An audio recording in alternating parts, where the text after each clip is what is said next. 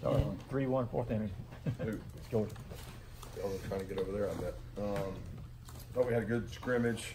I was pleased with the effort and enthusiasm. You know, as is always the case in scrimmages, one side will shine and then the other side will shine. So I thought defensively we started out really well. The two defense went against the one offense and at least held them to field goals there early, and then the one defense kind of dominated the two offense early. But then we start going ones on ones, and we had some really good competition between the defense and offense.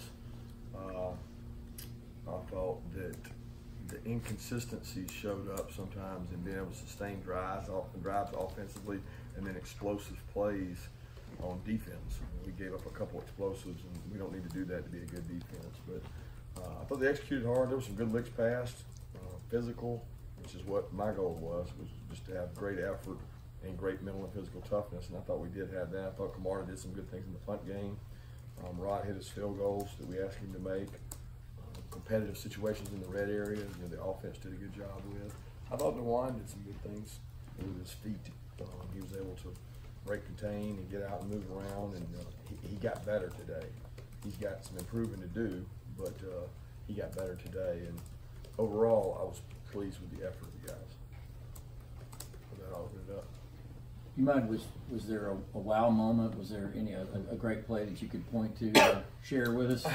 Not really. I mean, Matt Landers had some drops and was frustrated with Matt, and then all of a sudden Matt made a couple really good plays. So again, that's some of the inconsistencies we need to be consistent to get where we need to go. We're looking for wide receivers to step up, and you know, he made a couple really good plays, but the average play you should make every day, he had a couple of those he didn't. So we need him to grow up for us to be a good offensive football team. We've got to have vertical outside threats. I think Tyler and JJ are playing well, but they're just not going to be done just by them.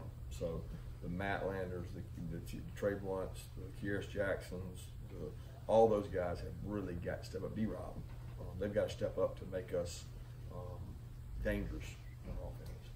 You talked about the Walter Grenett thing we talked about last week, earlier this week.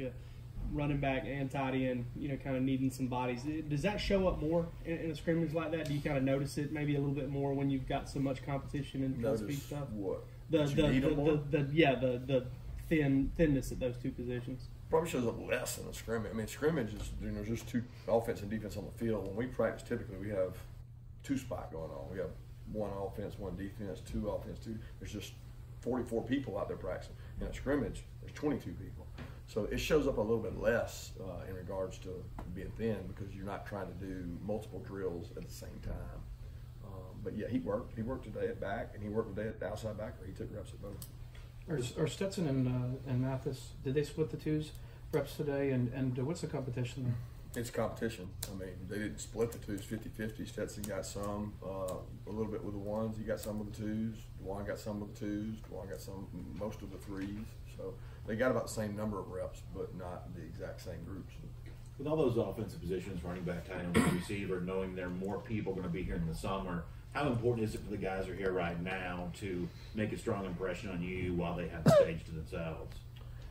That's very important, but I think the question is, who are they? Because, you know, some of the guys at that position, I always say, if you start at 2 years, you got to get better, you got to grow, you got to learn new plays. Maybe Coach Coley's doing, but at the end of the day, I know Charlie Warner has played a lot of football here. I know DeAndre Swift has played a lot of football here. So they're going to practice, they're going to play, they're going to get better, they're going to compete, but it's not like they're trying to prove something. Where there's where a guy's got to prove something is a guy that's got somebody coming in and he's not proven. So he has to take advantage of it, because we tell them in the fall, those reps, when they become marginal, are going to the new guy to find out what he can do. So you get plenty of opportunities if you're Matt Landers, Tommy Bush, Kier's Jackson, all those guys that are, and it's the same way at DB. We just don't have any maps coming in at DB, but we're getting a ton of reps for guys that we want to find out where they are. Following up on the question on quarterbacks, with Dwan Mathis, where are some of those areas where you would like to see him improve? And then also, like, going into a scrimmage type of setting, how is it as a coach to see that you have more depth there and see that play out that you did last year? Well, it's tough, because anything I say is going to look like it's a negative for DeWan. I mean, 1 straight out of high school. Yeah. I mean, I have no expectation that he's going to come in here and conquer the verbiage and the words we have by scrimmage 1. Right. So, Stetson even has the advantage of having been in the offense before. So I don't want anything I say. I mean, every quarterback we have has to get better. Every player we have has to get better. Juwan has a lot of growth because he hasn't been here. He hasn't taken reps, or he hasn't done the words. I was very pleased with where he was today. Now, y'all may take that and write that he's ready to start. I'm taking it that he is improved and he has a long way to go, but I'm pleased with where he is right now. And we tried to simplify it for him today so that he could go out there and play football, and we could evaluate him at where he is now, not giving him the same menu that Jake's got. That's just not fair. Jermaine Johnson, he banged up a little bit. He got a sprained ankle. Sprained ankle. He sprained his ankle, and I guess the last time I talked to y'all, whenever that was, so he was not able to practice. But he had a foot injury coming in from junior college, and he didn't get to practice kind of during the bowl practices, and then he kind of re-injured that during our practices. But we think he's going to be fine. He should be back in the next couple of days. Cool. Kirby, what are you trying to get most out of your special teams this spring? I'm trying to find a returner. And if there's one area that the Saints concerned today, it was probably judgment, making decisions, catching the ball, securing the ball. So return game is probably the most vital when you say, well, that was a strength last year, but it was a strength mainly because we had experience. And the two guys put in toe to leather have been around here and both played, and I thought they did a good job today. But we're working on it all. I mean, we're working on coverage unit, return units.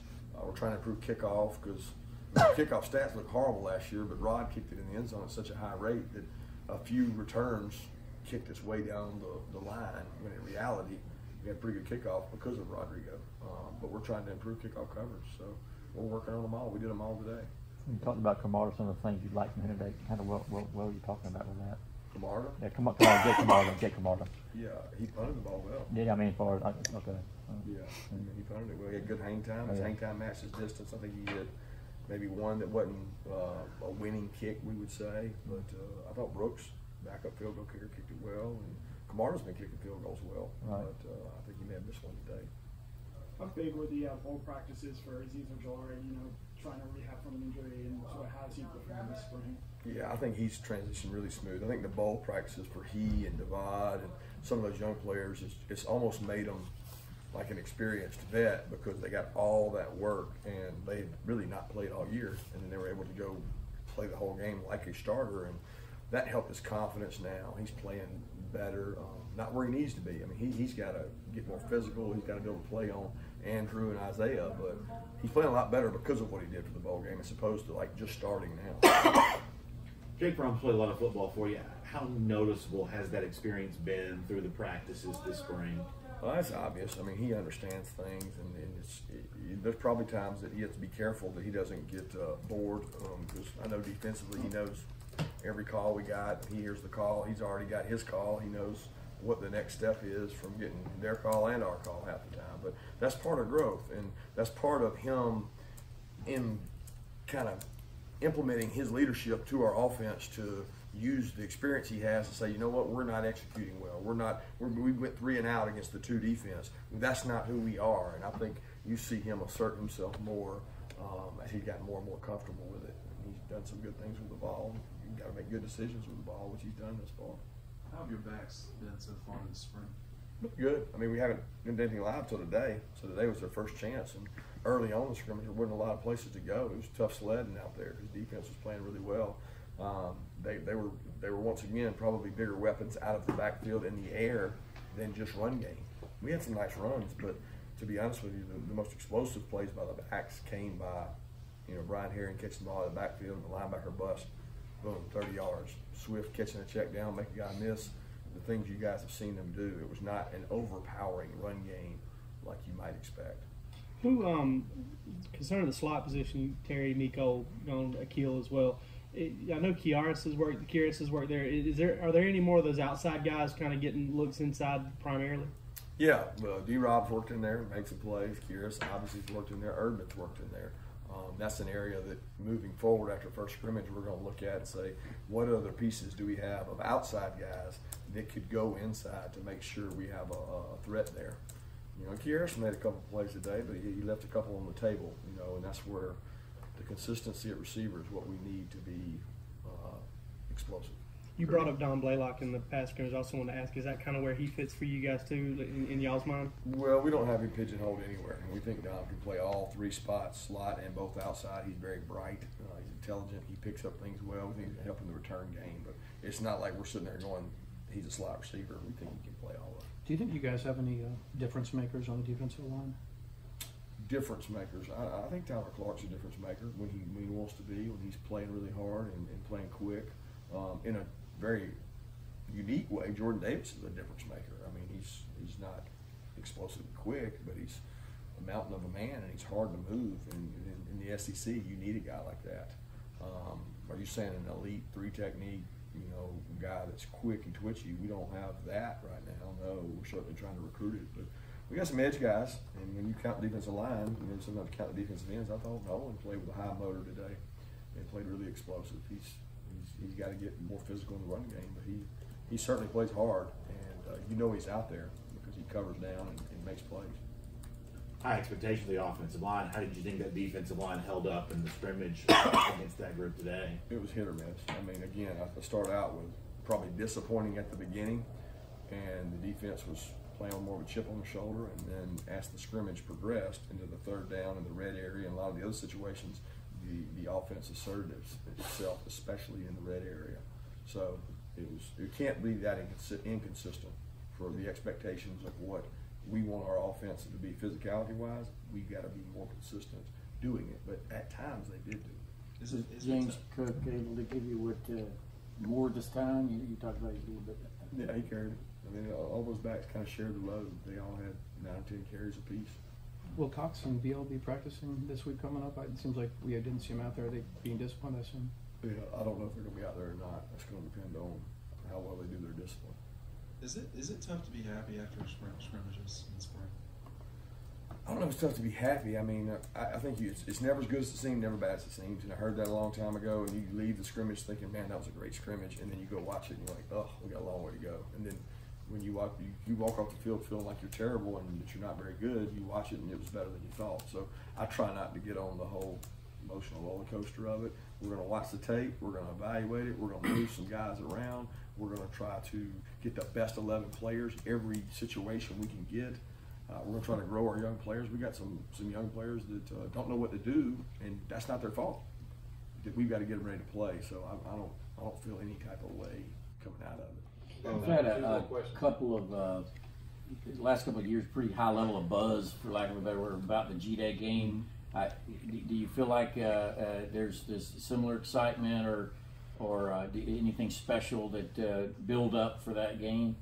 I think the University of Georgia fans love this game, and I certainly don't expect anything less. I mean, I'm not sitting here proclaiming that everybody has to come to the game. I think we've got a really good football team coming back. I think we got an exciting team. I think that is an opportunity to showcase the talents of 14 new freshmen that just got here that people want to come watch and see. It certainly has impacted our recruiting. We're going to have some of the best players in the country coming by to G-Day because they want to see what the atmosphere is like in Athens. And, I just think that's the nature of the beast if you're at University of Georgia, that fans want to come watch it. So it's a free chance to watch a game for a lot of people that have never seen a game. Speaking of those 14 freshmen, any of them stand out today? I couldn't say that. Not having, I mean, I didn't see a guy just flash and go, wow, that guy's really stood out or did anything without watching the tape. We'll have to go back and watch him. I appreciate it, Coach. Thanks, guys. Thanks. Thank you.